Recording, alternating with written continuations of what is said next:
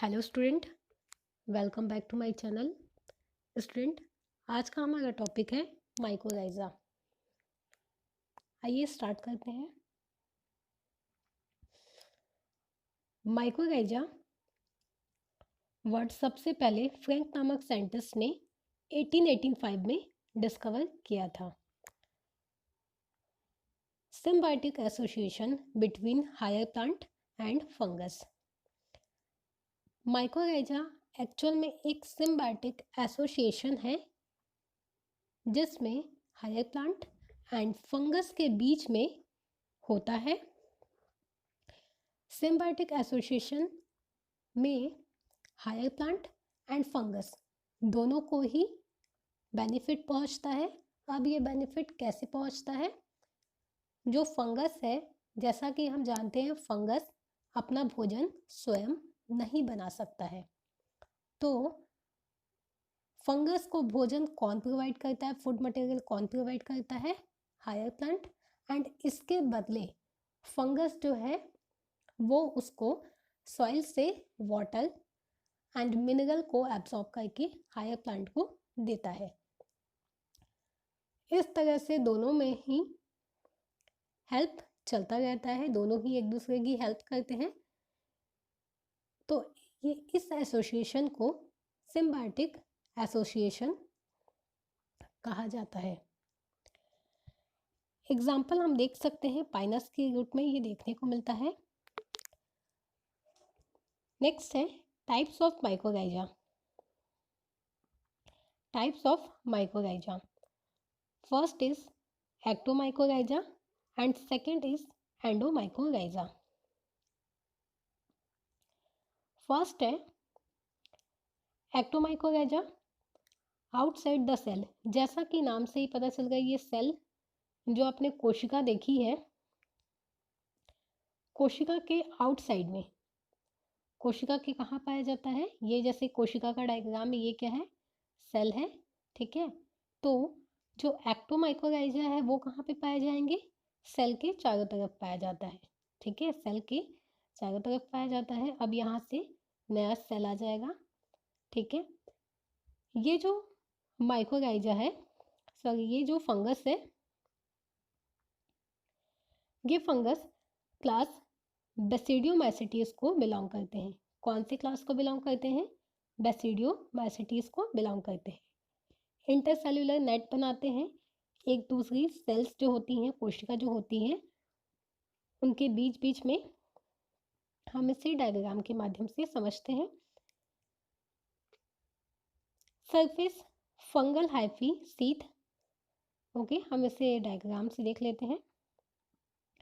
तो आइए देखिए, एक्टोमाइक्रोराइजा जो है, मैंने आपको बताया, ये सभी क्या है? ये आपको व्हाइट कलर से जो दिखाई पड़ रहे हैं, ये सभी क्या है? सेल्स है, ओके। सो फंगस जो है, एक्टोमाइक्रोराइजा, इनमें जो फंजाई होते हैं, ये सेल्स के आप देख सकते हैं, ये लाल कलर से जो बना हुआ है, ये क्या होते हैं? सेल के बाहर ही पाए जाते हैं। कहने का मतलब है, आप देख सकते हैं सेल के अंदर आपको नहीं दिखाई पड़ेगा, ठीक है। सेल के बाहर साइड में ही पाए जाते हैं, इंटरसेलुलर स्पेस पाया जाता है। अब देखिए, दो सेल है, दो सेल, ये फर्स्ट सेल है ये, एंड ये सेकेंड सेल है। अब दोनों सेल्स के बीच में कुछ स्पेस आपको दिखाई पड़ रहा है, इस टाइप का। ये जो स्पेस दिखाई पड़ा आपको, ये first cell, second cell, and दोनों सेल के बीच में जो आपको स्पेस दिखाई पड़ रहा है, इस सेल को इंटरसेलुलर स्पेस कहा जाता है, दो सेल्स के बीच का स्पेस। यहाँ पे माइक्रोराइजा आप देख सकते हैं, छोटे छोटे से इन्होंने क्या किया है? कंप्लीटली नेट बना लिया है, ठीक है, सेल के आउटर साइड में। इसे ही क्या कहा जाता है? Ecto, outside of the cell, okay.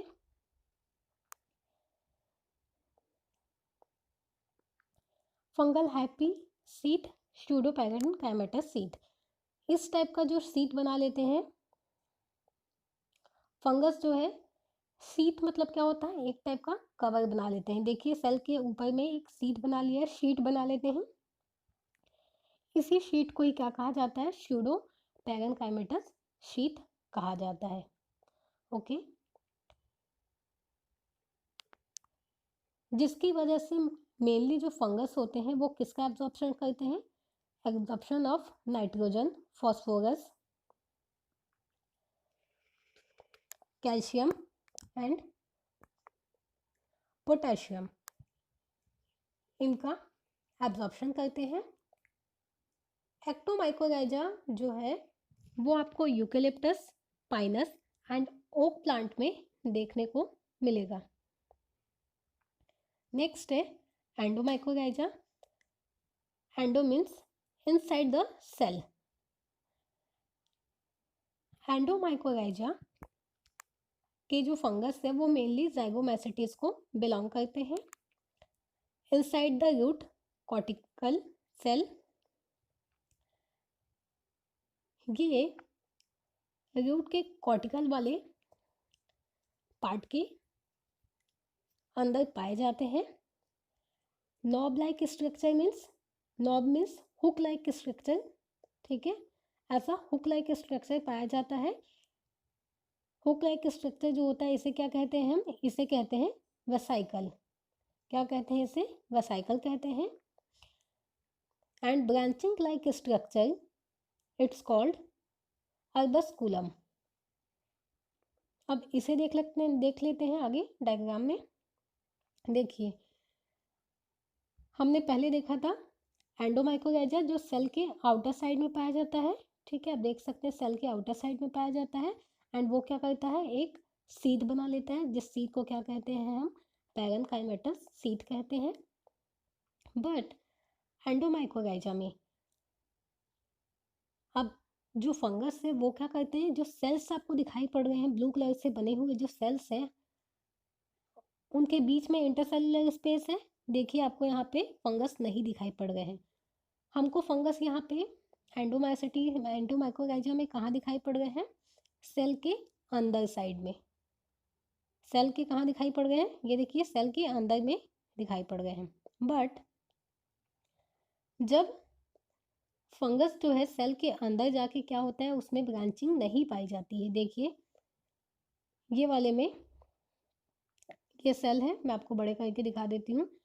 ये ऐसा सेल है, सेल के अंदर में क्या है, एक इस टाइप का पाया जा रहा है, ठीक है, इस टाइप का है, लेकिन उसमें क्या है, ब्रांचिंग नहीं है।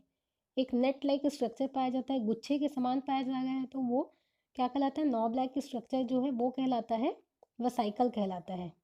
ठीक है, वो क्या कहलाता है, वो वेसाइकल कहलाता है। एंड जब सेल के अंदर साइड में क्या कहलाता है, अंदर साइड में फंगस के माइसीलियम जब आपस में ब्रांचिंग करते हैं, बहुत सारा उनका क्या पाया जाता है, ब्रांच पाया जाता है। जैसा कि आप यहाँ देख सकते हैं, ब्रांचिंग जब पाया जाता है तब उसे क्या कहते हैं, तब उसे कहते हैं अर्बस्कुलर। ठीक है, अर्बस्कुलस कहते हैं। ओके, समझ में आ गया। जब सेल के अंदर में क्या होता है, ब्रांचिंग नहीं पाई जाती है, तब उसे क्या कहते हैं, जब ब्रांचिंग नहीं पाई जाती तब उसे वेसिकल कहा जाता है। एंड सेल के अंदर जब फंगस में ब्रांचिंग पाई जाती है तब उसे अर्बस्कुलस कहा जाता है। ओके,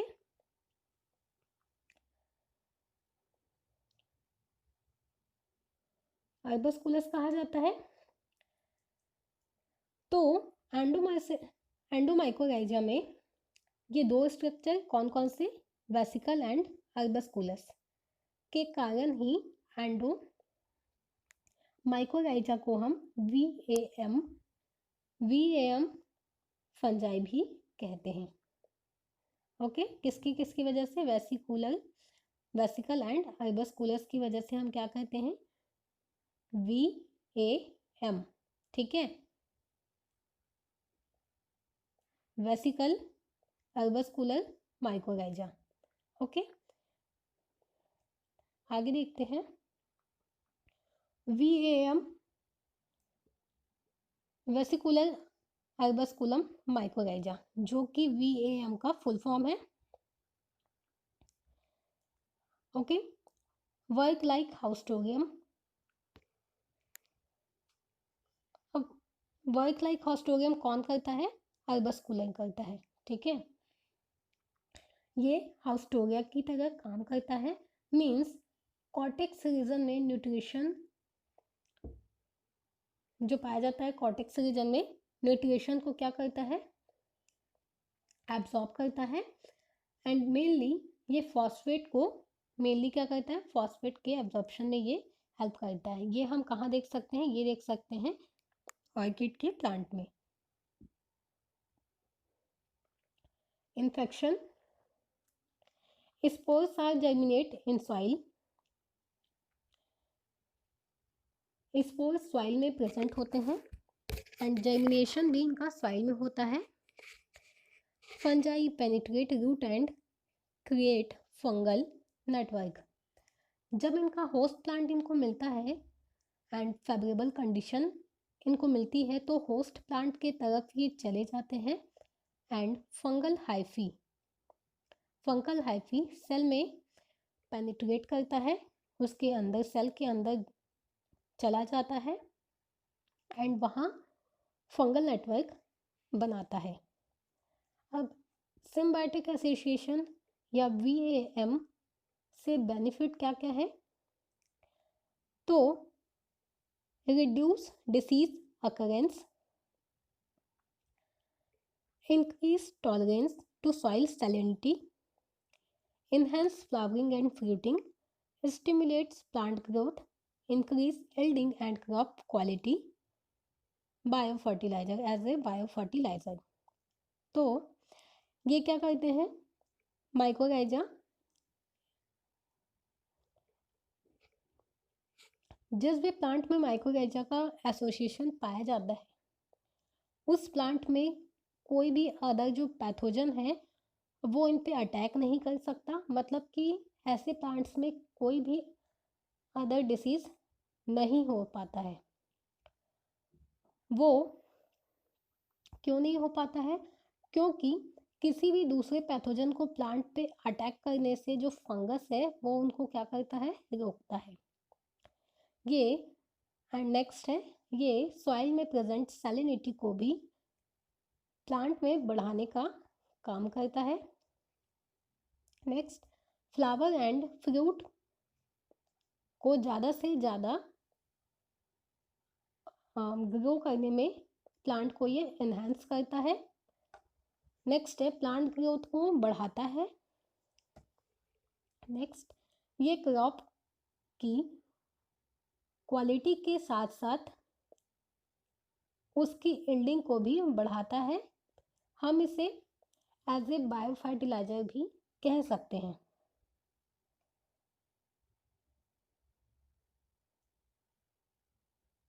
तो स्टूडेंट, आज का टॉपिक यहीं तक। आई होप सो आपको चीज़ें समझ में आ गई होंगी। Thank you.